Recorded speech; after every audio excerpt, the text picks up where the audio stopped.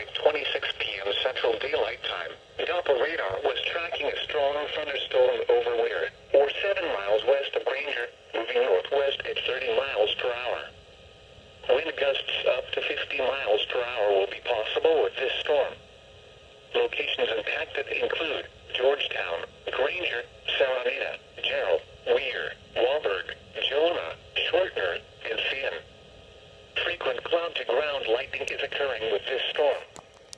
Lightning can strike 10 miles away from a thunderstorm. Seek a safe shelter inside a building or vehicle.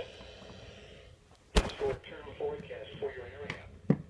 Through 7 p.m., scattered showers and thunderstorms will continue to develop and move northwest. These storms will produce occasional